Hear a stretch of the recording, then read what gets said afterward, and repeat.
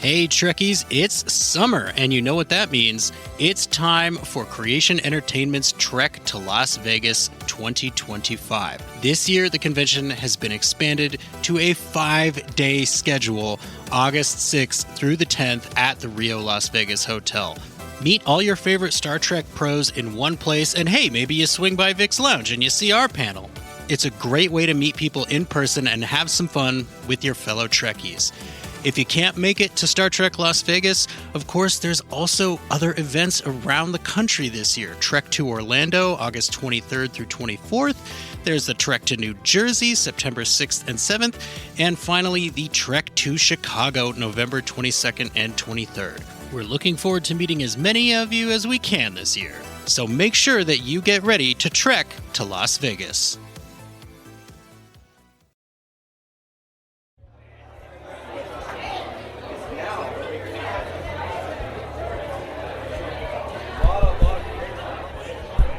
Is this thing on? Hello, hello.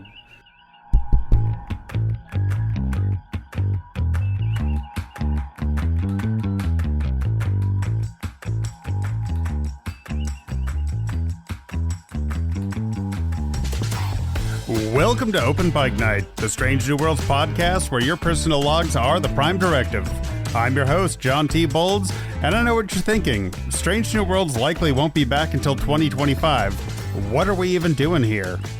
Joining me tonight are my usual co-hosts, as well as a crop of listeners who stepped up to help us keep trekking during these hard times. First up, the man who likes his shows served up with a big bowl of serialization, Cameron Harrison of Green Shirt, a newbie's trek through TNG. Something, Captain Jean-Luc Picrunch. Nice, nice, I like it. And rounding out the OPN crew, the man who has seen more single-season TV shows than anyone you know, as long as you count anime, Jesse Bailey. That's right, Producer John. I am very ready to put all of you fools into my death note in this little contest that we have going on. And our guest this week might be a little bit embarrassed to have not one but two of the top Star Trek podcasts in the world, but they shouldn't be. From The Greatest Generation and The Greatest Trek, Ben Harrison and Adam Pranica, welcome to Open Pike Night. Hello. Hi, thanks for having us. Yeah, thank you. Last time I saw you, you were up on a stage in front of like 100 Portlanders, so... Yeah, last time I saw you, you were up on stage in front of 150 Utahns. Yeah, we always sell way better in Utah than we do in Portland. Man, that wasn't the case back in Vegas, yeah. Yeah, you were shirtless in a pool and recovering from karaoke. In front of 100 people there also. Yeah. At least. That was a good crowd. Yeah. We should have taken off our shirts in Portland. I think we would have gotten a bigger crowd. That would have done it. They love people taking their tops off on stage in Portland. Yeah. True. Yeah. Yeah. Practically known for it. It's not a lie. It's good to have you guys here on Open Pike Night. Like we mentioned, we met you first time in person in Las Vegas at STLV this last year. And it's been a fun trip watching Strange New Worlds Season 2 finish up and getting the longest cliffhanger in Star Trek history. How are you guys feeling about that? We talk about hanging off the cliff a lot on our shows because, you know, we're going through all of the different series across our two different shows, and it's a favored filmmaking technique of the Star Trek industrial complex. But I do not like being this particular type of cliff kid. I want my episodes. Give them to me. Yum yum yum yum yum. Absolutely. So we'll get right down to business. So to help you, our listeners and Star Trek fans, fill the hole left by Star Trek in your life, we have 5 Trek-adjacent categories in which we're each going to suggest one show for you to watch and enjoy while waiting for more Trek. We'll be doing this draft style. So if a series is picked, it cannot be used again for the rest of the game. And I think we're going to be down to scraping some choices off the bottom of the barrel by the time we get to the end of this. I bet we got some overlap. I'm so stressed out. We've also got some suggestions from our listeners, which any host can also steal for their official pick. We're going to follow a snake draft format, meaning the person who picks last in round 1 will pick first in round 2, and so on and so forth. So, our categories tonight are sci-fi shows that ran concurrently with the Berman era or 90s-ish era of Star Trek. Then series that share an actor with Star Trek, any Trek, and then series with at least one time travel episode. After that is series where a character has iconic hair. And finally, series with at least one bad season you have to power through. So, before we get into hearing our caller suggestions for that first round, we do have a special clip just for Adam and Ben from one of our callers. Oh, hi, it's me, Echem's brother. I've been listening to the greatest Trek and the greatest generation while I squeegee raw sewage off the rocks in my village. It's pretty good for passing the time, but I gotta say, at first it was pretty confusing. I mean, it can be full of stuff I don't understand. Kind of like how I don't understand how there's corn in this sewage. We don't even grow corn on this planet. Do listeners ever ask you about that? Like all the words you mispronounce on purpose and the nicknames you use and stuff? Sometimes it's a mystery to me. Eventually, I figure it out, kind of like how I figured out the mystery of the corn in this sewage. Okay, this pipe never stops flowing, so I've got to get back to squeegeeing. Hey, I don't know if this character is trademarked or anything, but please don't sue Grayson for doing this shitty imitation. Pun intended. Oh, and it wasn't corn. It was teeth. Okay, bye. That was great. He will be hearing from our lawyers, though. We can't afford to have people doing our jokes better than we can out there. Well, with that call and Grayson and Echeb's brother, Ben, Adam, this is actually an intervention. We really need to talk to you about mispronouncing words. Wow. There's a whole wiki. What are you talking about? That's what all the loose leaf sheets of paper are that I see in your screens. Absolutely. And you're about to all individually tell me how much you really care about me and that this room is just so full of love right now. Look, I listen to a lot of entrepreneurship podcasts, and when I listen to your guys's, it just throws me off every time. And I'm like, wait, what kind of business should I be doing? Well, to answer Grayson's question, we are terrible at self-promotion, and we are not very good at creating a show environment that invites people in. Like, we keep the in-jokes going, episode after episode, until eventually our show is just impenetrable to anyone new.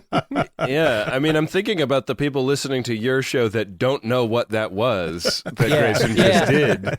And I don't really know how I would explain it to them. But that happens on our show all the time. And if you're a new listener dipping in right now, you could be excused for not knowing what it was. Our jokes and mispronunciations, I think, could best be characterized as teeth in raw sewage. Well, I mean, Grayson nailed it. You know, we put out a call for people to send in categories, and he did something completely off the cuff and not at all on assignment. So it fits right in with Greatest Trek, Greatest Generation, and honestly, Open Pike Night most of the time. I love it. Yeah. That's right. We say the callers guide the conversation, so we are at their whims. Yeah. Yeah. At least you have someone to blame it on. We only have ourselves. Yeah.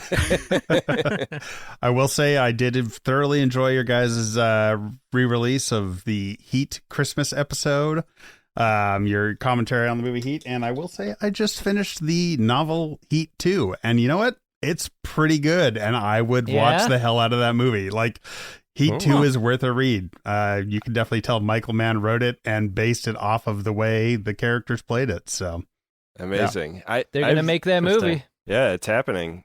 I've heard casting news about it. Ooh. I've been meaning to read that, and I just started a new book that had been on my nightstand for a long time, but Heat 2's got to be the next thing to crack open. Is it the Gideon's Bible? Are you living in a hotel? Yeah, and certain pages are like stuck together. Yeah. Oh, man. Chocolate. I'm sure it's I'm chocolate. not staying in like a fancy hotel. Just wait till you get to Job 3:14. You'll really enjoy it. So. Oh, I thought it was a more real like joke. hand Job. Nice. All right. Well, speaking of Star Trek, I mean, Job is lucky that there's a book named after them because, like, probably in life, it was all that, right? Yeah. Everybody's like, oh, hey, there's my buddy, Blow Job. Had it pretty rough. Yeah. I mean, Middle school must have been a real trial, like 40 years in the desert level trial for. True. We heard about all his crappy stuff with adulthood, but we don't get the middle school years in our current Bible. So we'll just have to write that in, expand it a little bit, you know? we'll have to visit every motel room in America and insert those pages one at a time. Hey, we found a bunch of papyri in a cave near the Dead Sea, but they're all stuck together and we don't know what they say. We do know that it's canon. That's all we know. Yeah, exactly. Yeah. Just like everything in the Bible. Yeah. Yeah. We don't know if it's canon, but we know someone shot. It's a canon depending who you are. Yeah, I guess so. Is All this right, what Cam. Open Pike Night is like? Because this is definitely what Greatest Gen No, and no, Greatest Trek we're is like. definitely letting you guys flavor Open Pike Night with some Greatest Gen. Okay. So, yeah. I mean, like we said, we have 17 months till the next episode of Strange New Worlds. Yeah. So We got time to my kill. God. Yeah. We can Yeah. drive your entire audience away right now, and you guys have time to win them back. Oh yeah. Oh yeah. That's the Absolutely. point. It's the other Greatest Gen bump. Let's see, there's the Greatest Gen bump we did by the pool in Vegas. Mm-hmm. And then there's the one that we promised to shows that we guest on. Right. What other bumps are you referring to? I meant Greatest like Gen that bump and time grind? that we advertised on your show and our downloads went up, and now That's right. the bumping people away. Yeah. Yeah. Yeah. You got to balance. Everything has balance in life. All right. So, yes, 90s era Trek, the Berman era, what many consider to be the golden era of Trek, though as a Strange New Worlds pod, we have to say the current Trek is giving it a run for its money. But whether the sci-fi franchise of that time was trying to replicate Star Trek or trying to purposefully deviate from it, they were all influenced by Star Trek. So we think you could do worse than filling your Trek hole with some of these 90s sci-fi gems. All right. Here we go. Hi, Open Pike Night. It's Engineer Mark, and we are talking about filling the Trek hole. Ooh. Greetings, Open Pike. This is Kelly Zent-Georgi. We're Antipodal on Twitter. Newman here, your second favorite space hippie from the Movies for Days podcast. Hi, Open Pike Night and Greatest Trek. It's Peter again. Hello, my name is Takako and I'm calling from New York. I'm getting right into it because I only have 60 seconds. Number 1, a sci-fi series that ran concurrently with 90s Trek, Space Above and Beyond. I really loved the series and I was so sad when it was canceled after just one season. A 90s sci-fi space series that took place at the same time as 90s Trek. Lex! It's very comedic, it's very quirky, it's very sexy. First, the show from the 90s. That's easily Babylon 5. Maybe the best outside of Trek from that era. Very good. Babylon 5 ran concurrently with DS9 in the early 90s and had a character with iconic hair with Lando Malari. Surely someone will bring up the X-Files for a show that ran concurrently with 90s Trek. So instead, I'm going to give my nod to Third Rock from the Sun, where we got to see John Lithgow and his comedy chops, and for some reason, quite a lot of people accepted French Stewart as funny. My other favorite 90s sci-fi TV series is Stargate SG-1. Slam! Season 2 time travel episode 1969. It is a hoot. While using the Stargate, their journey to another planet brought them unusually close to our sun. And instead of traveling to another planet, they traveled back in time to 1969 on our own planet, inside of the same facility that SG-1 was housed in, except at the time it was used as a facility to fire missiles. It is a fantastic episode that includes drama, humor, nostalgia, some wild costume changes, and Jack O'Neill representing himself as James Kirk and then Luke Skywalker. Best wishes, Open Pike, during the long hiatus until Season 3, and hailing frequencies are closed. All right. Those callers again were Engineer Mark, Kelly Zenciorgi, Newman, Peter, Takako, welcome to the Open Pike Night Stage, first-time caller, and Bobby from the Green Shirt Podcast, also welcome to the Open Pike Night Stage as a first-time caller. Yeah, some great picks there. I had completely forgotten about Lex until Newman brought it up. I had never watched it. I remember hearing about it. I had to go Google it afterwards, and after hearing him describe it and see those images, I have got to watch that show. Is that the one that has Gina Torres from Firefly? No, that is Cleopatra 2525. There we go. Yeah. I knew In it the had the name of a mid-90s, lady. I heard about Lex a lot from my classmates and stuff, and I always sort of pretended like I knew what Lex was about, how to do Lex, how good it was, Right. how good it felt. You'd done it with someone that went to a different school, right? Right. I have to admit here and now, many, many years later, I had no idea about Lex in the mid-90s. I didn't. I never heard of Lex. Was Lex British or something? I'm not sure. Ooh, There's I don't a know poster, anything about though, it. Yeah. with a sexy alien licking a robot head, and it says "good head" in every episode. And I kind of have to admire that, like, just blatant cheese. I in don't their like marketing. lowbrow humor like that. See, but I don't think it quite fell in the Cleopatra, Hercules, Xena, like those types of shows, the jack of all trades. Lex was something, it might have been British, or it might have just been like pure Canadian that they let slip across the border like a girlfriend, you know? I bet Sounds it's Canadian. I'm reading a description of this show that it includes a character described as a female with a body designed for sex. Yes. Pretty clever that sounds pretty writing there, 90s. you know. I think I might check this out. I'm also seeing season 1, 4 episodes, season 2, 20 episodes, Oh, Wow. season 3, 13 episodes, season 4, 24 episodes. What was going on Oh, man. in whatever office was funding this show? Was there a strike in that time? We might have to do some Lex, guys. We might have to do some Lex on Open Pike Night. Are we legally allowed to say that on air? Just make sure you strap it up if you go for the Lex. No kidding. Okay. And All lube right. it down. Well, Oh, TVMA. Lex is TVMA, so it must have been like Oh. a premium cable situation. All right. So content warning to anybody who might view that. Also, first season of Stargate was on Showtime. Has nudity. Really? Did not know Whoa. that when I started Wow. airing it in the computer store that I worked at up on the big screen one day. And my boss was just talking, and then she slowly got quiet and like tilted her head and looked behind me. Like, oh, she was like, I Did you gotta see watch this Richard show. Dean Anderson's dong or something? no, it was Please. like the Egyptian, like there was like a sacrifice at like very first Always scene of the very Egyptians. first show. But yeah, that first season was on Showtime before it went to Sci-Fi. Wow. Yeah.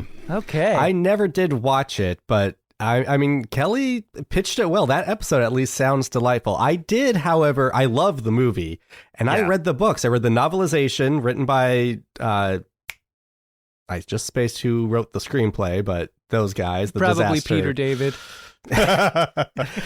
and all of the books afterwards. I really loved this book series, so I don't know why I never got into the TV series.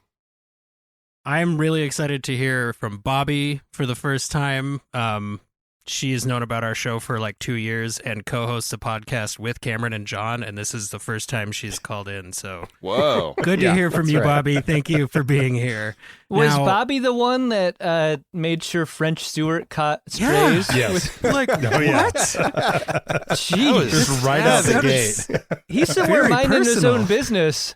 He just got cut down. Yeah. His eyes just opened all the way. Yeah. The man was on All Star right, Trek, so- if I'm not mistaken. Ah, Adam, you are the lucky first pick of this round. So I love this. give us your answer for a 90s concurrent sci-fi show. I promise you and everyone watching the stream right now that my choice for this category, my first choice, and the first pick in the 2024 Open Pike Night Draft is Space Above and Beyond. Nice. Nice. Wow. I loved this show. Yeah. It was appointment television for me. I was shocked that no one else watched it, and it was canceled after one season for low ratings. I remember it being on Fox, and Fox made it seem very popular. Oh, I remember those ads. I remember they advertised it all as the time. I recall, it came on Sunday after football. Yep. Yeah. Yeah. And I watched it football every Sunday. Yeah. Yeah.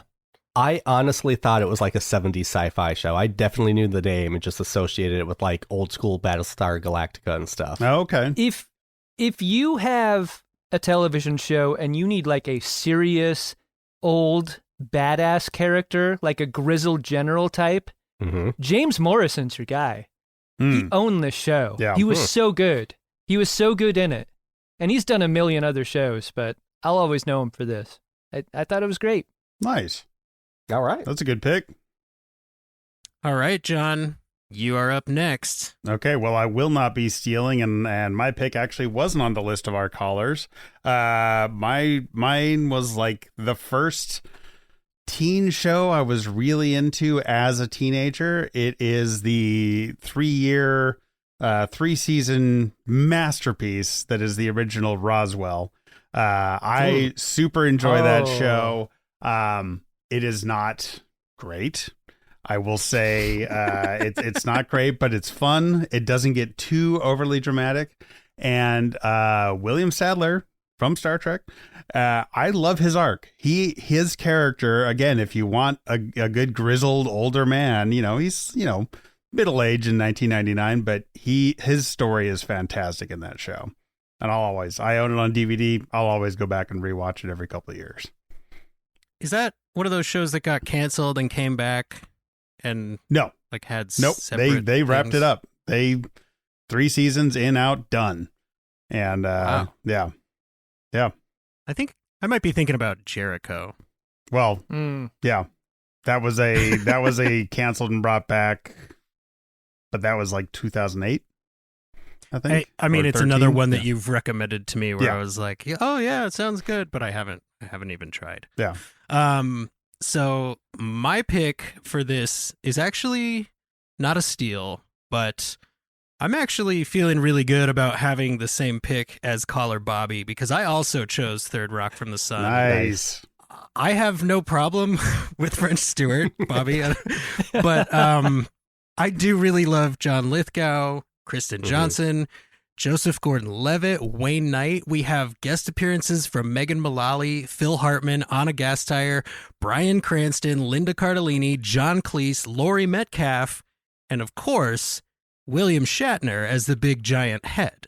And this show is basically like, what if everybody on the ship was Data and they crashed on Earth and they had to learn to be people? Like, I was very young when I was watching this show in first run, but I remember absolutely loving it. And I went back and watched some clips in preparation for tonight, and it's still totally funny. Like, sometimes things from the 90s don't age super great, and there's definitely some of that in there, but I have to go Third Rock from the Sun. Lithgow's a legend. Come on. He really Oh, is. yeah. The Jane Curtin erasure will not stand, though, Jesse. She is an icon. Yeah. And I will also say that there was one day in high school when I was able to do an impeccable French Stewart from Third Rock of the Sun impression. And it's been the only day of my life that I've been able to do a solid impression ever. As anyone who listens to my Picard on Green Shirt can attest to. I remember that show was sort of in the conversation, like when, I guess it was when Seinfeld ended, like, what is NBC going to move into that spot? And it was like Third Rock from the Sun or Frasier. And I had all my chips on Third Rock from the Sun. I was like, it's got to happen for us, man. Like, we never get anything. And Was it Frasier? Did it end up being Frasier? Frasier had a much more particular audience, right? Like, it was a very specific kind of funny, and I feel like Third Rock could be broad, but also like easily appreciable. Yeah. Yeah. Mm-hmm. All right. Solid pick. Okay. Thank you. Ben, you are up next. All right. I wrote something different down, but as we've been sitting here, I've been thinking about Fox, the television network, and I was like, how did I not write down the X-Files? That was contemporaneous, and it's super different in terms of tone from Star Trek. Like, I don't think it really scratches all the same itches, but if we're being honest, neither does Third Rock, and I also like that. So, for being a totally like its own thing but still great rewatch, X-Files is going to be my pick. Excellent pick. I have a feeling you just stole one of Cameron's picks from later on down his list, but I haven't seen it, so that's just a guess. I'll never tell. Are these shows killed in one category for another category? Yeah. Like once we pick one, They once are. we forever? Yep. Wow. Yeah, I know. All right. I know. It's No, yeah, brutal. X-Files, it had to be on a list somewhere. Good one. Good. All right, Cam, that means you are last in the first round, but it also means you get to go first in the next round. Hey. All right. Well, if you were asking me then, 100% my answer would have been Sequest DSV. Yeah. Having rewatched the pilot recently, I cannot in good conscience recommend that. So I will be choosing a different show, one that you've probably heard me name drop a lot on the podcast and tweet about. It's a show that I love because it's sci-fi, but it's also supernatural. It's also soap opera. It's also detective story. It's also art piece. It is, of course, Twin Peaks. It's a show that could have fit in any category, but I love it. It's the 90s. It's here. It is Twin Peaks. Watch it. I wrote All it down of it. before you said it because I knew it was coming. You did, yes. I started writing and then stopped. Twin what? Yeah. Okay. It's twins. It's just twins. Yeah. I'll ask I John got the about movie it Twins later. with, I guess that's technically sci-fi clones, right? Oh, it is. Yeah. It really is. Twins were huge in the 90s, you know? Oh, yeah. They were.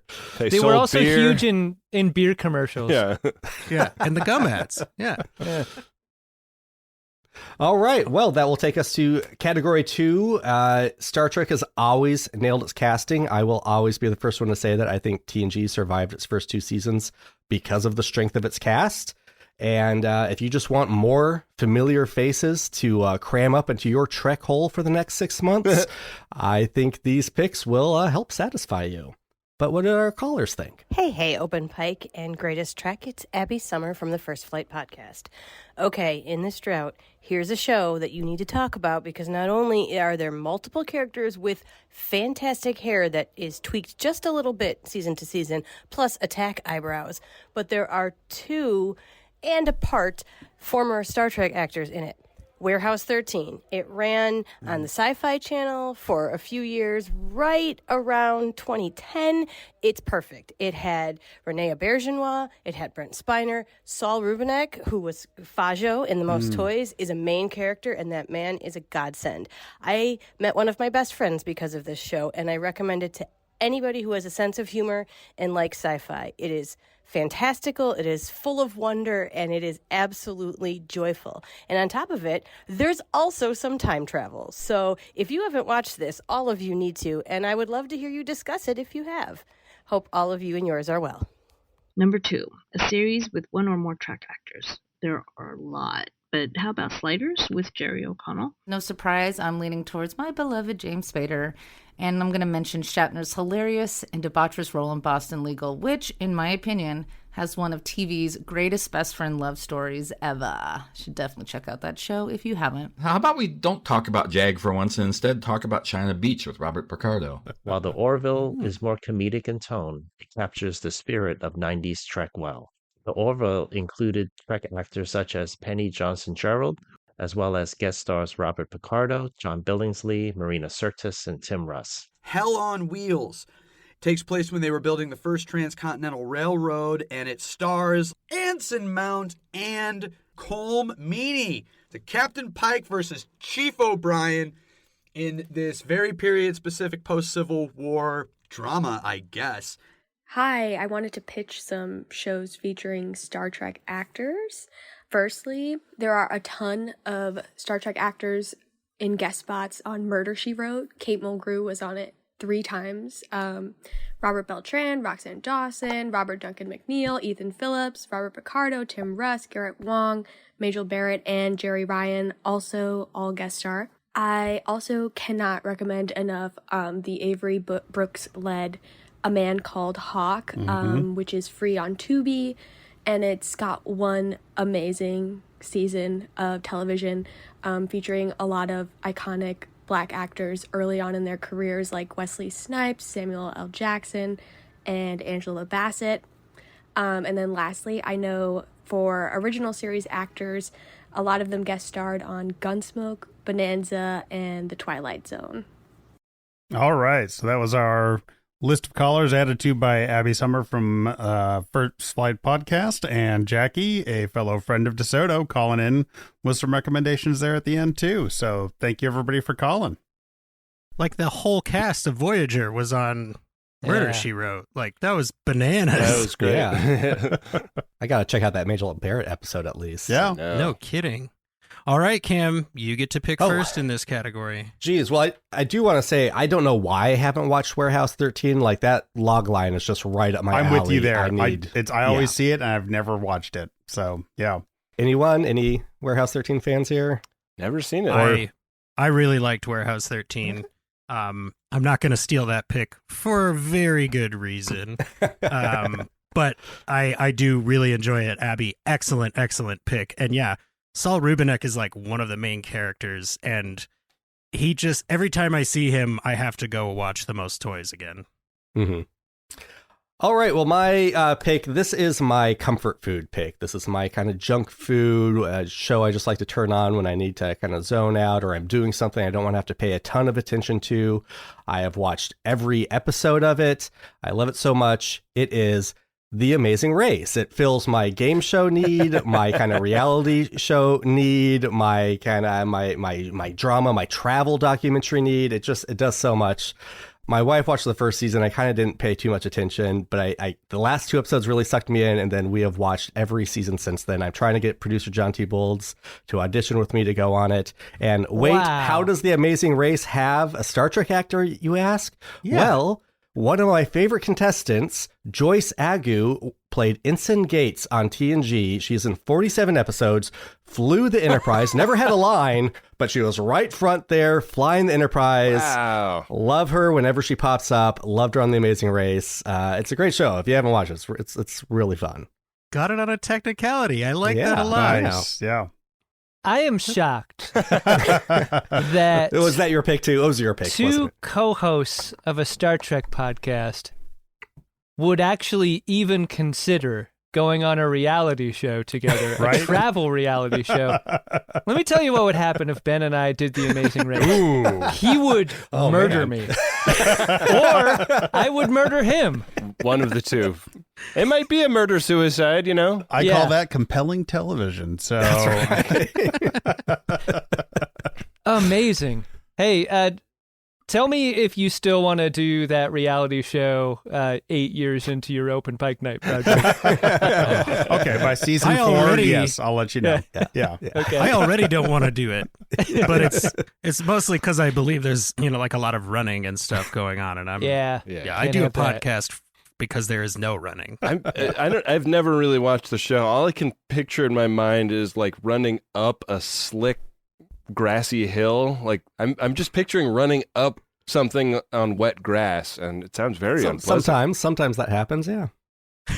And sometimes you slip down the grass. I mean, yeah, it's amazing what could happen on. Also, they never mentioned once that she was in TNG on The Amazing Race. And it's a CBS show. What are they doing over there? Yeah, that's pretty criminal. I'm sorry. Are you accusing CBS and Paramount of being bad at promotion, Cameron? I retract that statement. Yeah, that's what I thought.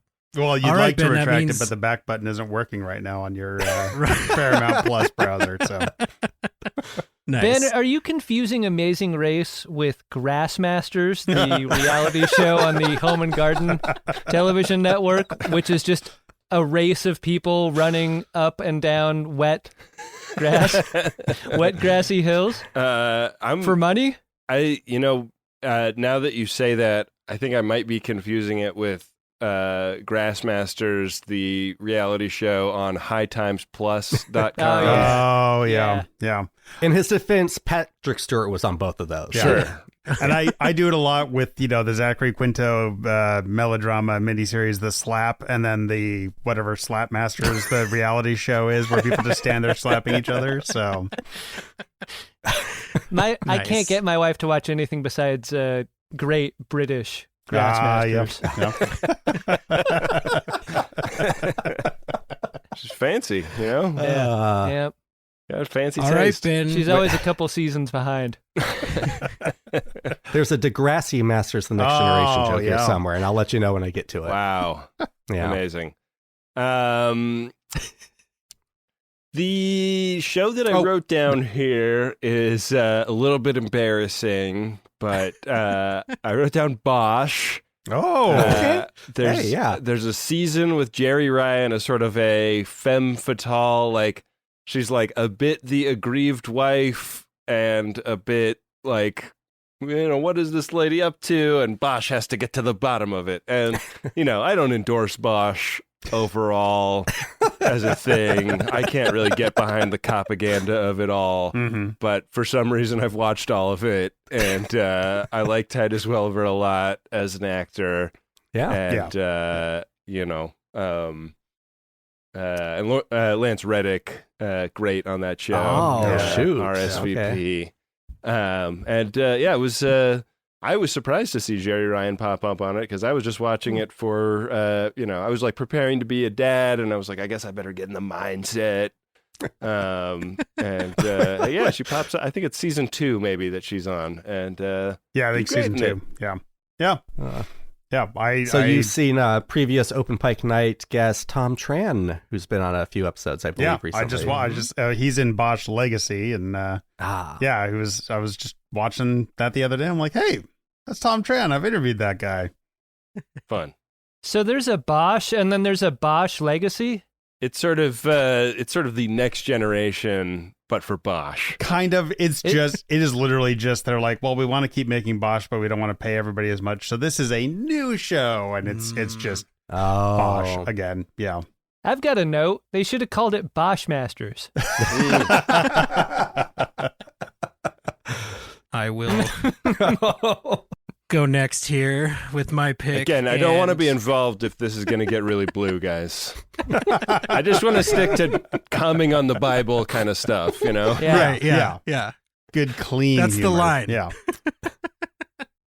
So my pick for a show with a Trek actor is actually a show that I could have used, I think, for any of these categories. And it's sort of a chalk pick, but I'm totally fine with that. And it's Doctor Who. Christina Chong, who plays La'an on Strange New Worlds, was in a very, very good 2011 episode as a character called Lorna Bucket, which is an 11th Doctor episode called A Good Man Goes to War. It has a 9 out of 10 on IMDb. Doctor Who has been on for like 850 episodes or something like that. So if you need something to fill your sci-fi vacancy, this can absolutely do that. I looked it up.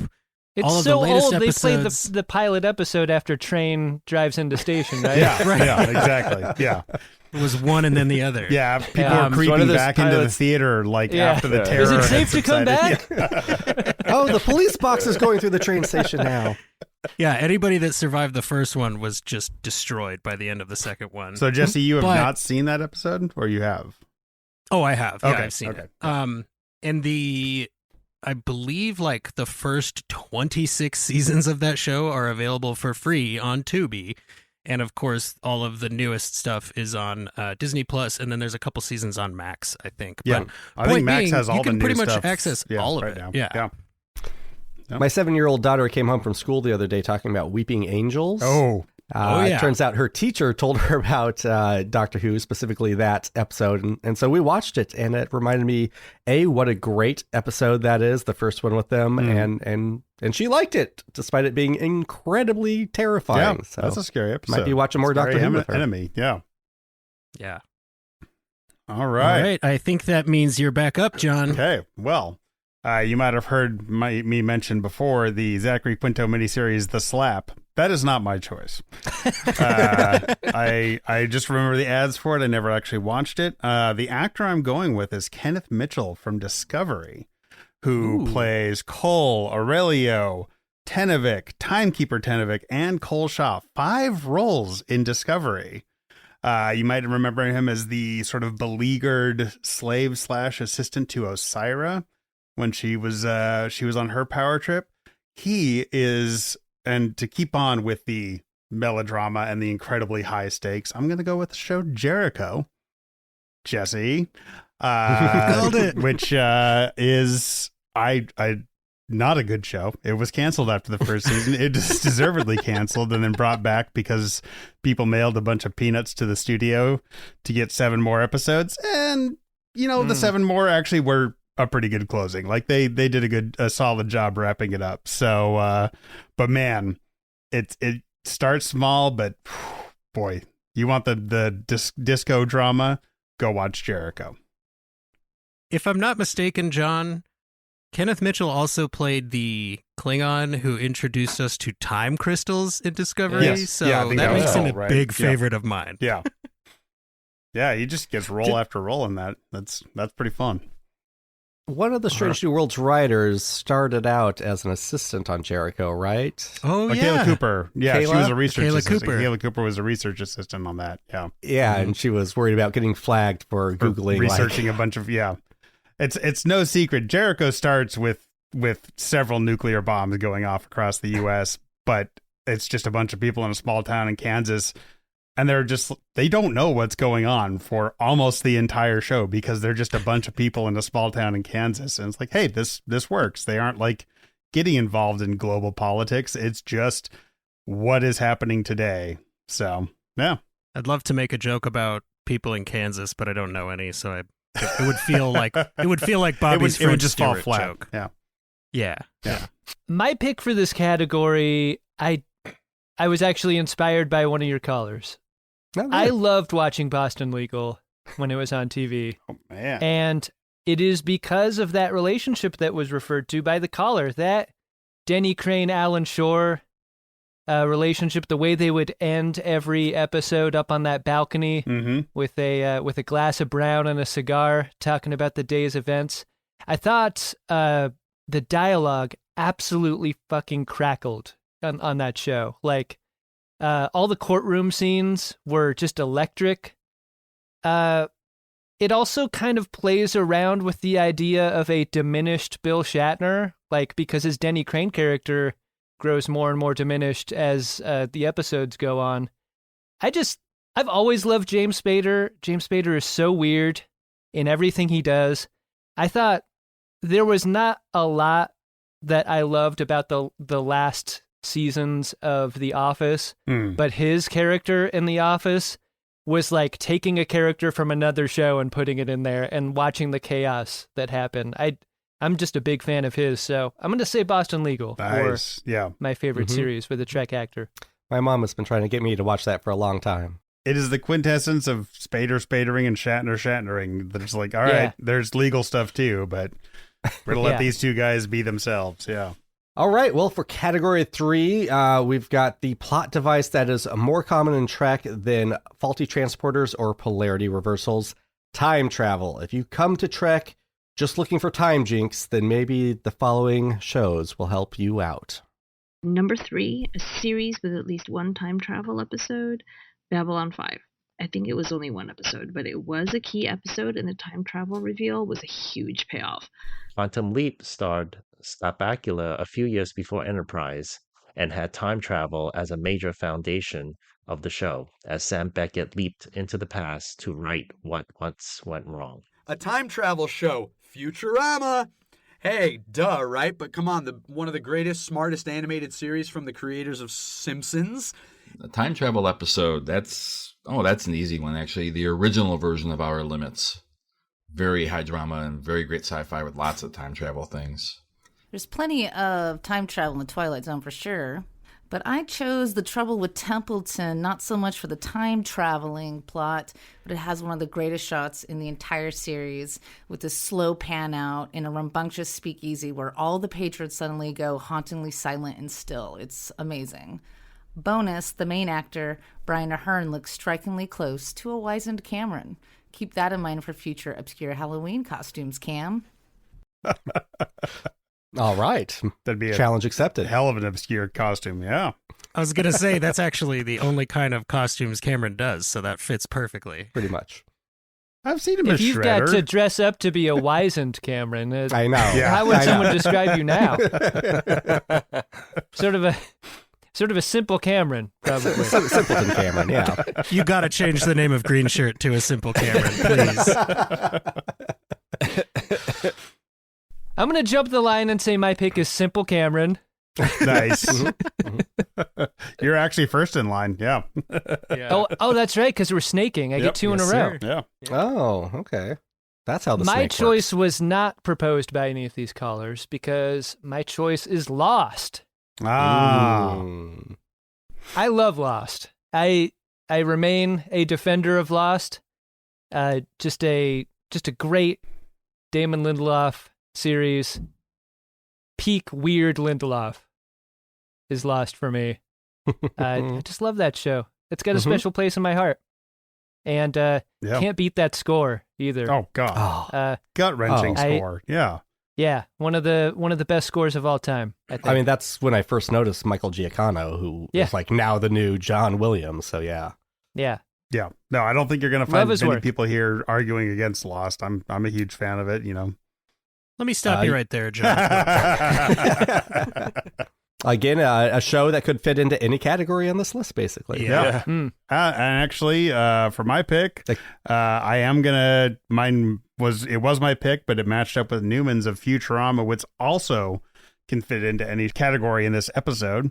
The time travel episodes are usually pretty damn excellent in Futurama. There's a rough season. There's great hair. The entire TOS crew was on there for one episode. I mean, and it runs concurrent to DS9, Voyager, Enterprise, Strange New Worlds, Lower Decks, Picard, and Discovery. So, yeah, one show running concurrent to, I think, more Trek than almost any other. Have you watched the most recent season, John? Yeah, that would be the rough season. Or no, Yeah, season 8 was the rough season. Yeah, but we're on the 4th reboot now, so. Yeah.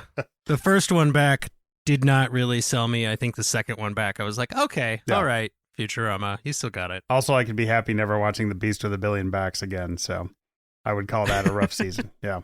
All right, so Abby, here it is. Warehouse 13. I didn't pick it earlier because I'm picking it right here. Wow. Warehouse 13 is basically a show where a team of specialists collect sci-fi and magical artifacts from all over the world and put them into, you guessed it, a warehouse. And it has an episode specifically where the team uses H.G. Wells' actual time machine to go back in time to 1961 to prevent a group of women from being turned into glass.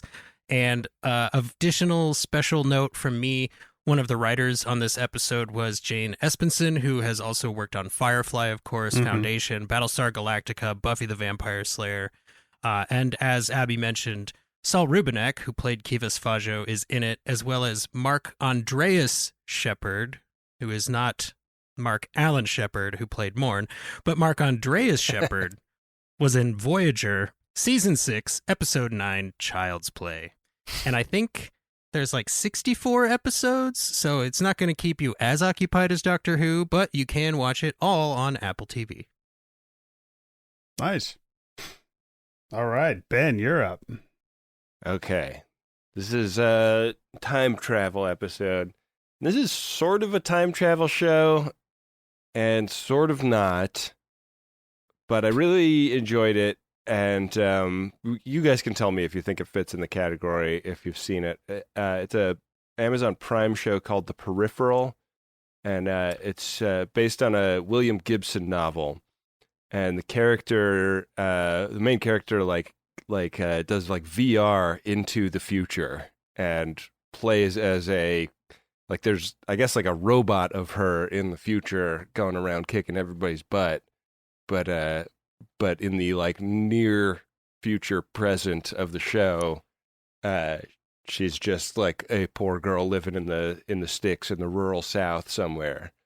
And I thought it was I tried to read the book years ago when it first came out, and I couldn't get into the book, but I really enjoyed the television program, and I thought the design of like sort of like rebuilt post-apocalyptic London, like something really bad happened in the future, and like they put everything back together, and so like there are parts of it that are really nice, but there's still parts of it that are super bombed out and messed up.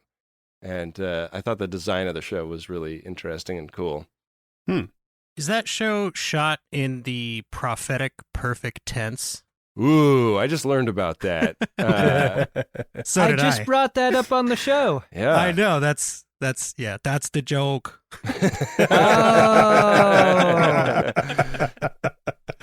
It sounds like somewhere between Colossal and Pacific Rim.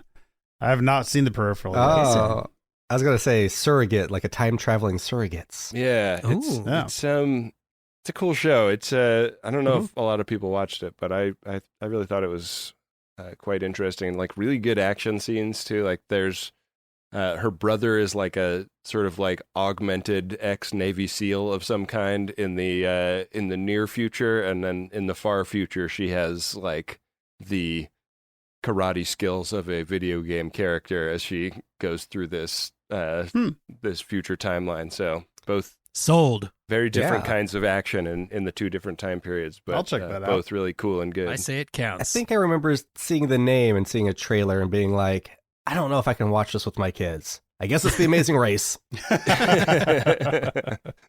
Yeah, there's almost no slick, grassy hills in this show. Are we talking about slick, grassy hills, or is this a entendre that's stubble? Speaking of which, 11/22/63, another good time travel one. I see what you did there. Slick, grassy hills. You know. I don't know about good, though. All right, I believe it's my turn to talk about time travel episode series. Oh, yeah. This is kind of an obvious one. I really loved it. Again, it could fit most of these categories, not the 90s, I guess. Fringe. I really enjoyed Fringe. I was thinking Quantum Leap, Peter, but I haven't seen every episode. I have seen every episode of Fringe. It's really fun. I love them all. It's got Denethor acting crazy. You got Pacey. You got Spock. You got animated Spock and real life Spock. It's so cool. Talking about it, I'm getting myself more psyched up about it than when I just wrote down the name. I'm remembering how much I love Fringe, all the fun little punny nicknames they give people from other dimensions. It's just so good. Very cool. Excellent. I heard so much about that while it was on, but I never watched it. It was just one of those like, have you watched this? And I kept going, no, stop asking me. But I may check it out now because, Cameron, you generally do have good taste, as much as I don't always like to admit that. It is also one of those funny ones where you could kind of tell from like the first 6 episodes, they're like, we're just going to rip off X-Files. We're just going to be in X-Files with like a weird event of the week sort of situation. And then like halfway through season 1, they're like, nah, let's do something different. Okay, then maybe I need to skip to that because I've gotten through like the first 3 episodes over the last 5 years. And yeah. All right, Cam, what's our next category? Next category is the 4th category. So, well, guys, we are a Strange New Worlds podcast. So we will definitely be missing a number of great hairstyles, from Spock's iconic bowl cut to, of course, the Motegas Hawk to the, Pike's Peak. So if you come to Star Trek solely for great hairstyles and that's what you'll be missing, I think we've got some suggestions for you. All right, here's what our callers had to say first off. Number 4, a series with at least one character with iconic hair. Max Headroom, also Blank Reg. Iconic hair. Dinosaurs. I'm not saying Robbie Sinclair's dinosaur mohawk is the most iconic thing from the 90s, but it sticks with you. The first person with iconic hair that came to mind is...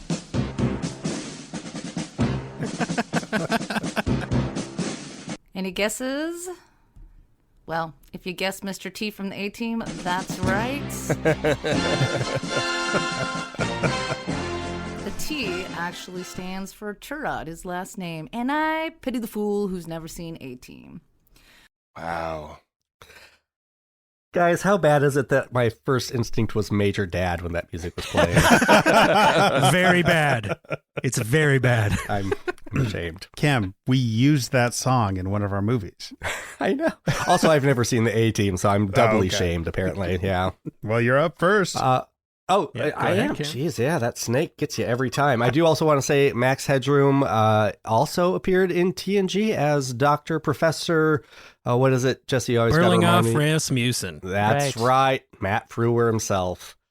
But my pick for iconic hair is... Okay, I'm going to go... This is my obscure pick, guys. It's only like 6 episodes long, I think. A little show called Fishing with John. Oh. I really wanted to recommend this to people, and this was the only category I could sort of squeeze it into, because Jim Jarmusch's hair is pretty damn iconic. I don't even know how to explain this. You start it up, and at first you think it's just it's John Lurie, a musician. He's been in some movies too, some Jim Jarmusch movies, and he takes his celebrity friends on fishing trips, and they film it, and they talk about stuff and fishing and Hollywood and random stuff, and then someone edited it together and narrated it in a way that will just baffle you and make you laugh hysterically if you have the same sense of humor. It's bizarre, and I highly suggest everyone seek out and find it. In fact, I meant to look up where you might be able to watch it. I'll do that now and let you know by the end of this category. For some reason, a lot of people I've talked to who have encountered it over the years are like, oh yeah, it's kind of like Red Green. It's like, no, it's not like Red Green. I can see why you would think that, because you like on paper they sound the same, but it is a fun, trippy show. Yeah. I tried to watch it with my parents, and they were actually talking about the fishing. And I'm like, no, you're not supposed to pay attention to the, if you're enjoying it, fine. Fine. That's great. That's great. Yep. It actually sounds closer to coffee and cigarettes. Yes. I kind of want to check that out, though, because I love me some Jarmusch movies, and I've literally never heard of that before. Then yes. I don't know where it's streaming. It's on the Criterion channel, I believe. So kind of a specialty channel, but it's out there if you want to watch it. There's also a DVD that's great. And then the commentary for it is like extra meta, just head melty. Great pick, Cam. Yeah. All right, Ben, you're up. Well, I'm not going to get too far from a body of water with my pick. Wait, we're doing iconic hair, right? Yeah. The dolphin, man. Baywatch. Oh, nice. I mean, I think that Pamela Anderson's hair, obviously iconic, but Mitch Buchanan's hair is the real icon of the show to me. The David Hasselhoff like curly mullet. It changes shape. It goes up, it goes down over the course of the many seasons of that show. But I don't think it's the same show without that hair. No, not at all. Not at all. It's a great show. Yeah. That's definitely was looking at the hair when I was watching that show. Yeah. It Watching really it bounce bounces up and down in slow motion. Yeah. Mm-hmm. Yeah. Serious volume. Well, I am going to go like what could be considered the complete opposite of Baywatch. And I'm going to mention a show called Eon Flux. Oh, I have not heard anybody bring this show up in years. It ran on early 90s MTV. The titular heroine is a scantily clad assassin and spy who has a super wacky but very cool sci-fi haircut that as soon as you see it, you will recognize is iconic. The series is very strange, often non-linear, but it tackles a ton of sci-fi tropes, just like Star Trek does. Questions of morality, things like that, and it is a welcome change from, let's call it mainstream animation. It has fewer episodes than most of my other picks, but Paramount Plus does have the first season to see if, it's something you like before you then have to go out and buy the DVDs. And make sure, no matter what you do, to skip the Charlize Theron version of the movie. Oh, yeah. Wow. I like the movie. Excellent choice, Jesse. I'm going to head right back to the water because that's where we belong. I mean, when you got such iconic hairstyles on all three of your main cast members like you do in the hit TV show Jag, I cannot get through this without recommending 10. You got 10 seasons of this show to watch. And man, I got to tell you. You're such a CBS show. Is that what this is? Just trying to get in good with the PR people over there or something. Like, what is it? I just want to get on The Amazing Race. That's all. No, I loved Jag when I was a kid. I still love it now. I've barely watched any NCIS. So like, whatever. You know, you don't have to. You can like your friends. You don't have to like their kids. But like, yeah, I think it, if you enjoy kind of more just lighthearted mid 90s to mid 2000s fare, Jag kind of sticks with it without going super dark and into the serial killer of the week kind of thing. And they've got great hair.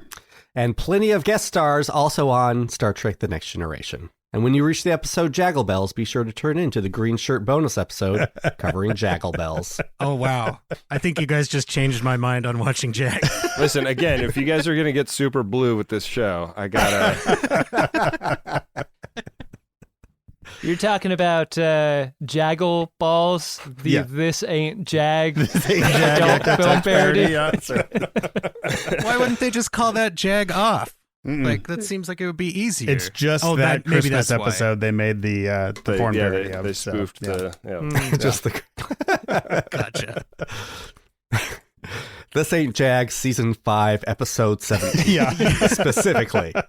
One of the longer titles in the story. Yeah. All right, Adam, what do you got? I have kind of viewed this whole conversation as a way to suggest shows to people. Like, if someone's listening to this, if anyone has listened up until now, I hope they're picking up some ideas of shows to binge during the off time of Strange New Worlds. And here's a show that I recommend with a lead known for his hair or the lack of it.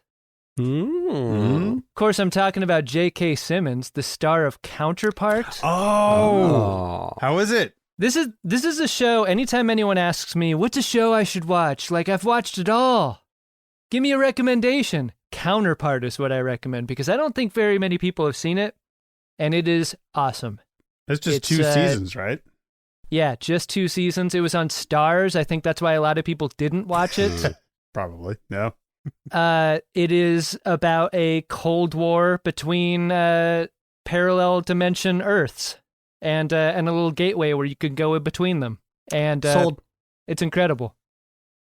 I kind of heard somebody once described it as Man of the High Castle, but entertaining. Like they actually do it right. It isn't just super kind of slow a feel-good Man in the High Castle. Nice. Yeah. Sounds great. Jeff Russo did the music on Counterpart. Yeah. Oh, okay. Yeah, big fan of that show. Oh. All right. I've never heard of it. I may actually have to check it out now. Yeah. Yeah, I saw the definitely. trailers. I'm like, I really want to see this, but I'm not J.K. subscribing Simmons? to Stars, so I guess I won't. Yeah. I'm in. All right. Well, to our last category. Guys, we may not all agree which one, but I think most everyone agrees that maybe not every season of Trek ever has been a banger. And we all have those shows that we like to suggest to people, but have to add the caveat. Look, you'll have to power through season X, but it's worth it, I swear. So to that end, if that's what you're looking for to fill your Trek hole, perhaps these following suggestions will help. Stuff it. But first, a word from our callers. Number 5, a series with at least one bad season you have to power through. I loved The X-Files. I loved Mulder and Scully, but the cast changed in season 8 and it just wasn't the same. A great comedy series from Canada, Trailer Park Boys. Oh, yeah. Very funny, very grungy, very goofy, character-driven, but season 1 is clunky and ugly and not Great. I know I'm supposed to choose a show that you have to get through a certain season to like get to the next season, but instead I'm going to choose a show whose last season kind of ruined and thoroughly enjoying getting through the first 5, and that's Lost season 6. You technically don't power through it, but you got to get through it and then subsequently deal with the finality that leaves a bad taste in your mouth like a dirty taint. How about we just kind of skip over the entire part of Voyager with the Kazon Ogla? Ugh. That was such a awful thing, and so glad when they finally got away from them for real, and then we never heard from them again. The show got so much better without them. Love you guys, really. Newman the Space Hippie, out. Live long and prosper. And that's about it.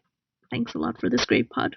Love what you're doing. Live long and prosper. Well, there it is. Finally called in, boys. So I'll see you on that other podcast. Remember, keep putting out those James Spader vibes. But I also wouldn't mind a little Ethan Pack as well. Holy moly cannoli, does he make Spock so fucking hot. So much so that it'll probably ruin my panties anytime I see Leonard Nimoy in any capacity from here on out. So I'll leave you with that image, gentlemen. Live long and prosper. Cheers, mates. Definitely check out Fringe, Bobby. I love Bobby. If you want to hear more about Dirty Taints, tune into Bobby and John and myself over on the Green Shirt and Newbies Trek to the Next Generation. Wow, if that's not a selling point, I don't know what is. I was going to take great umbrage with you guys using this to promote a different Star Trek podcast that isn't ours, but I can't in good conscience be mad at that. Bobby sounds great. Bobby is great, can confirm, yeah. All right, Adam, start us off with this last category. All right.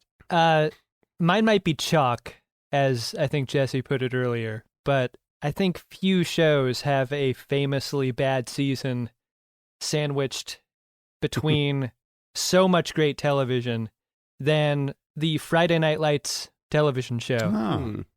I loved Friday Night Lights, and my wife hates football, and she loved it too. We watched it together. It is a 5-season NBC show whose second season was crippled by the writer's strike of 07-08. And it's a perfectly reasonable sports high school story until the second season involves Jesse Plemons' character, for some reason, murdering someone. And then because it's Jesse Plemons. It's never referred to again after that season. It's like a fever dream. It's like it never happened, but it did happen, just as the rest of Friday Night Lights did. Wait, isn't this Twin Peaks? Like, you would think, yeah, but it did not do enough damage to ruin the seasons that came after. I think Friday Night Lights is a great show, even if you're not a sports fan, even if you're not a football fan, and it's stacked with talent like Kyle Chandler and Connie Britton. Awesome. Jesse Plemons, like before being a big star, Jesse Plemons. Taylor Kitsch, loaded. Check it out. John Carter of Mars himself. Yeah. And let's be real. I mean, people who watch Star Trek need something to watch with their significant others as well, right? It's because true. That's just how it is. So many of our significant others will not watch the kinds of shows that we would most like to watch. Yeah. Or even listen to the ones that we make about those shows. But...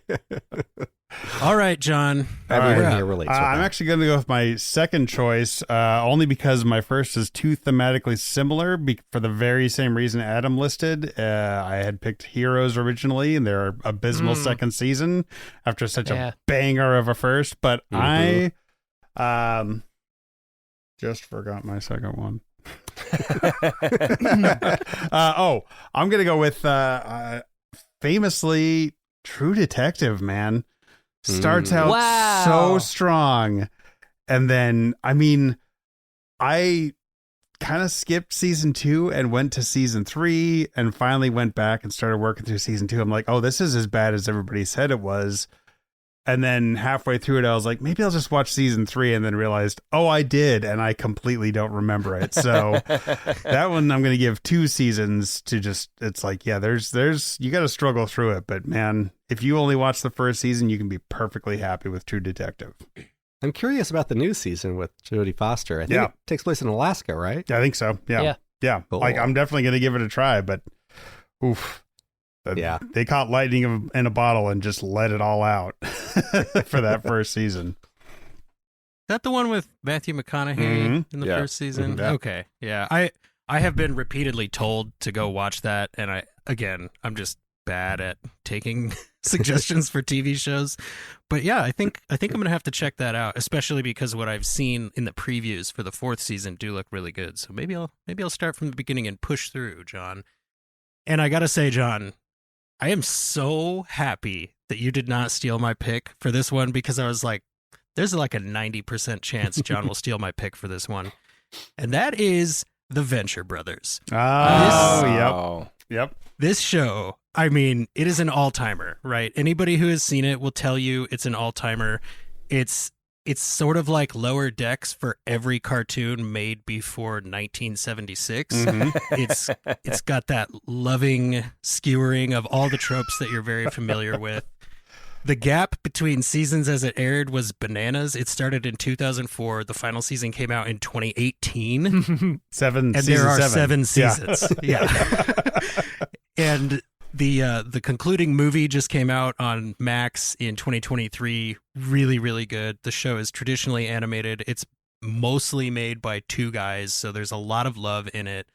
And the first season is a little 2000s Adult Swim, edgy air quotes humor, and you got to push through that, because this is one of those shows that truly does get better with every single season as it goes. It's hard to say it any other way, but if you are somebody who chooses to be easily triggered by a lot of things, like the first season of Venture Brothers is loaded with them.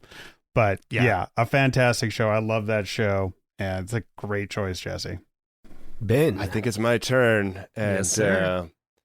I'm gonna I think that I've been pretty thematic with my picks all night, and I'm gonna stick with that theme. Real Housewives of New York is my pick for this one. Season 13, just a catastrophe of a season. It's a season so bad that they got rid of the entire cast and recast the show with new housewives for season 14, and then season 14, very fun and good. So who were the real housewives then? I mean, they're all real. I guess. I think if you get to hold an apple in that opening credits montage, you're a real one. Ben, can I ask a question here? So there are 13 seasons using this one cast, and the 13th season is so bad they dumped all of them? I'd say that it's like a core cast that carries over, kind of like SNL, where like there's a few dropped and a few added every year, typically. But so season 13 just dragged. The drama was no good. It was trying to be more politically, like up with the like current political climate, and all of the like legacy cast members were just like shitty boomers that had bad politics and weren't really open to hearing new ideas. So like all of those scenes just were like wildly uncomfortable, and instead of being entertaining, just felt like a Thanksgiving dinner with an uncle that has terrible things to say about people he doesn't know anything about. That sounds delightful. And and it was it was so refreshing when they just got rid of all of them. Wow. All right, power through season 13. I was going to say, this sounds like one of those at the end of it. Like, did they do it on air, or did it just happen between seasons? Well, so every season of this show ends with they like get the cast together for what's called the reunion, and over the course of 2 or 3 episodes, they sit down with Andy Cohen, the executive producer, and try to kind of squash some beefs, rehash some stuff, react to what happened over the course of the season, like who was being the most outrageous, who was being the biggest drama queen, etc. And they didn't even do one for season 13, partly because one of the cast members had dropped a bunch of N-bombs around set and was like fired, and they were like, we just don't even know what to do with this. But partly just because it was like, who cares? That season sucked. I don't need to rehash any of it. That's really That's serious because even like Rock of Love got reunion shows every year. So that's really saying something when your reality show does not get its reunion special. Yeah. It was a brutal season, and I'm glad it's over. I'm glad they're on to 14. Great new cast. They really should have James Spader and William Shatner host those reunion shows. That would be great. Yeah. What did we learn this season? But don't tell them anything about it. Don't tell either of them.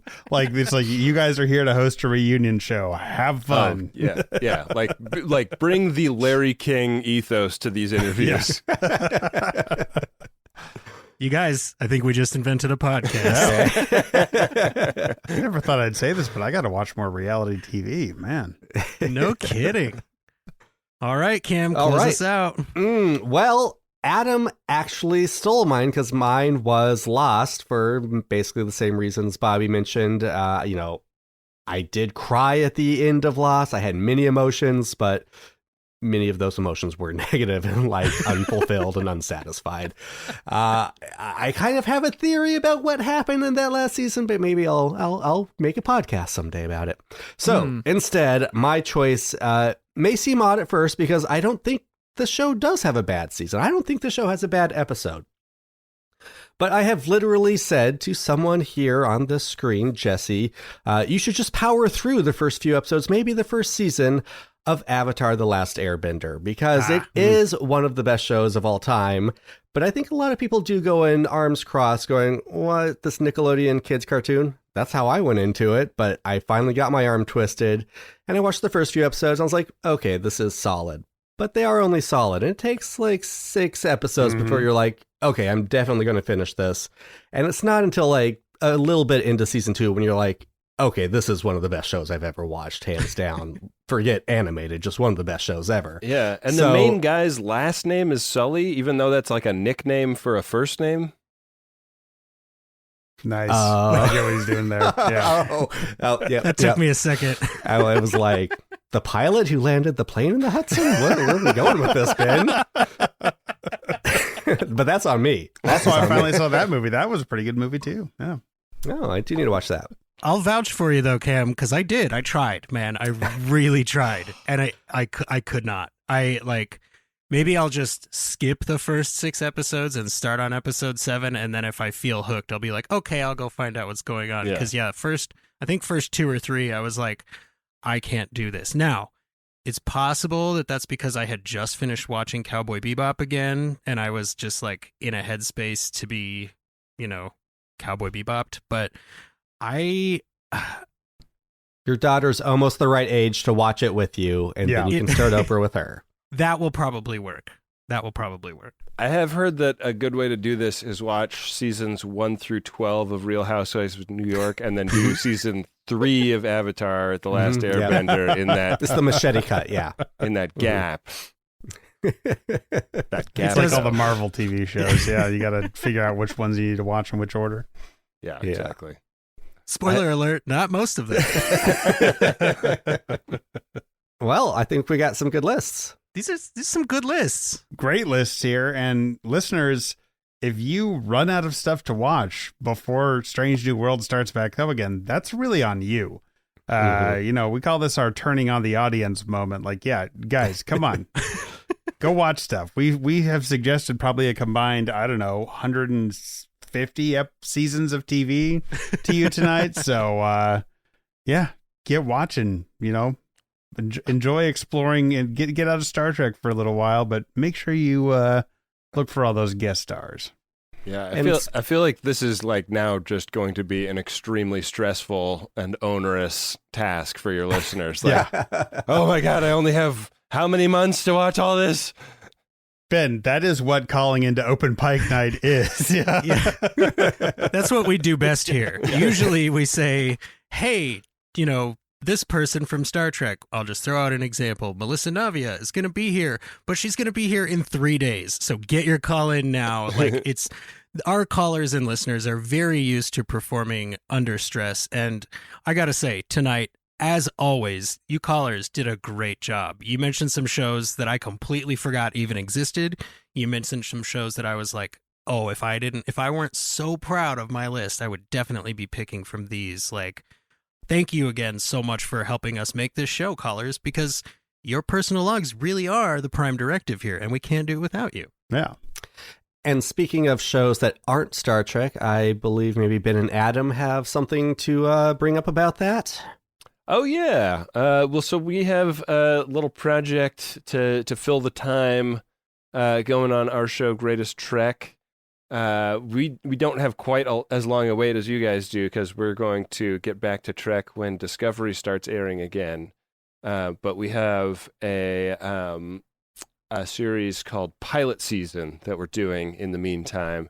And I think it'll wind up being about 10 weeks of shows where we go back and look at specifically kind of sci-fi shows that were airing in that Rick Berman era of Star Trek, the TNG, DS9, and Voyager years. And we've recorded 3 episodes now, and we're having so much fun doing this. First episode is about Sequest. I'll be tuning in. And then the next episode after that will be Babylon 5 will have been revealed by the time this comes out. Hell yeah. So, and so many things that we mentioned on the show tonight, and also many things that did not get mentioned tonight that I'm sure your listeners and ours would really enjoy hearing about. So, it's Greatest Trek is that show, and then our other show, The Greatest Generation, is about all the old Trek. We're currently working our way through the last season of Voyager, and both of those can be found at MaximumFun.org or any podcast app worth its salt, and a couple that aren't. And I should say, I randomly said 100 people before. Your Portland audience was much bigger than 100 people. I need to clear the air. I'm glad on you that. circled back around for that one. Having spent some time on the Drunk Shimoda Discord, I know people there are going to lose their freaking minds when you guys cover Babylon 5, and I'm very excited to see what people think about that. That's going to be an absolute ton of fun. If I could ask, normally we ask for a teaser, a single word teaser from the next season when we talk to Star Trek creators and actors and things like that. Oh, man. And I don't want you guys to give away any secrets. I just personally want to know, has the Goose completed the Enterprise version of the Greatest Generation theme song? Ooh. He is not, and he had a ton of energy going on that a couple of months ago, and I feel like we kind of fumbled the ball getting back to him on it. But we owe him a call, and we have some exciting stuff in the works with that. So it's gonna happen. It's not happening. Very cool. I cannot wait. I have actually sort of refused to watch Enterprise for the most part. I know this is sci-fi blasphemy, but Scott Bakula just doesn't do it for me. So I'm really looking forward to watching Enterprise as I listen along with The Greatest Generation. Hey, do any of you guys want to join an Open Pike Night Strange New Worlds podcast? Yeah. Either of you? I'm busy. Yeah, they got stuff going on, man. Well, Ben and Adam, thank you both very much for joining us tonight, and we look forward to your Greatest Trek episodes, kind of following this same theme, and cannot wait for Disco Season 5 to hear your coverage for that. Thanks for having us. This was super fun, guys. Hope we get to join you again during the years in between now and when Strange New Worlds comes back. Absolutely. When And- we'll all be able to compare our beards, how far they've grown by then. Yeah. And I hope we get to see you guys in Vegas again. Last year Yes. was our first year, and that was, it really set the bar high for us. So I don't know if it could be better, but definitely looking forward to that. If you're listening right now, make sure to look for @OpenPike on whatever socials that you follow, because we will be posting these lists. And I want to know who you think has the best roster at the end of tonight's picks. Dang. Stakes Absolutely. are high. That's right. Yep. Wow, you really broke the pool cue and stuck it in the middle of the internet, didn't you? All the likes are on the line. Well, that was Filling the Trek Hole with Adam and Ben of Greatest Trek and Greatest Generation. Again, thanks to those guys so much for coming on. I listen to them every week, sometimes multiple times a week, so that was a ton of fun. And we're very grateful that you, the listener, keep coming back to Open Pike Night, even when Strange New Worlds isn't on the air. If we can help you get from now to 2025, whenever season 3 starts up, we would absolutely love to be a part of your sci-fi non-Trek life as well as your Strange New Worlds life. Cameron, if folks need more Trek podcasting in their life, where can they find you? Yeah, well, we talked about Green Shirt and Newbies Trek The Next Generation, where John, myself, Bobby, who you heard, and the as yet to call in Rob are discussing TNG Season 7 and Deep Space Nine now. Actually, the episode we just dropped last week, currently live, features the third member of Greatest Trek, Wendy Pretty, their editor and producer. So she was great to have on for the season finale of Season 6, Descent Part 1. Okay, gotta ask, Cameron. After Season 7 of TNG, are you guys going straight into the movies? We're going straight into the movies, and then we're covering Picard. I mean, actually, as I was putting this list, I was like, oh, I need to reach out and talk to Joyce about her time on Star Trek and The Amazing Race. So I'm thinking maybe we'll do like a handful of extra interviews. I want to talk to those people you see a lot of. Her Ensign J, who we call Ensign Gozer on the show. You see a lot of her. I'd love to talk to some of them about their time on the show. So maybe we'll sprinkle some of those in there too. Excellent. Very cool. And I've always been a Green Shirt listener. That's no secret. I mean, that's literally how I found you guys. So highly recommend, if you have not checked out Green Shirt, go do it. You will not be disappointed. If folks want to hear more TV suggestions from you, where can they catch those? You can follow us on any social media you can think of, almost, at Open Pike. I, for example, recently tweeted out that I was going to be watching Edge of Tomorrow for the first time. Yes. One of the most popular tweets we've ever had. People were like, oh, you haven't seen that? You're in for a treat, this, that, and the other thing. And I was, really tempted to just tweet again the next day, I'm about to watch this movie for the first time and see if anybody got the joke. But instead, I put out my review with some thoughts on the movie. I had a lot of fun. So yes, as I'm scratching my sci-fi itch in between seasons, there will be some of that on our socials at Open Pike. If you'd like to get all the information you need for this show in particular, how to call in, how to support us, where to find merch, all that kind of stuff, just go to openpike.com. And I will say right now, don't worry. Just because production is happening doesn't mean that we are not going to be speaking with Trek actors. Take that to mean whatever you think it means. Yeah, we're not talking to Melissa Navia in 3 days. Yeah. Don't let Jesse fool you with that. Not in 3 days. Absolutely not. But watch out for that call to action. Yeah. All right. Well, speaking of calls to action, you wonderful listeners now have a huge list of shows to go check out. If you have not seen those or not seen anything else you've been curious about, you got time now that we're waiting for Strange New Worlds in 2025. So get out there, get watching, and be sure, as always, to clean up after yourselves. Be sure to tip your servers. You can go anywhere you want, but you can't stay here.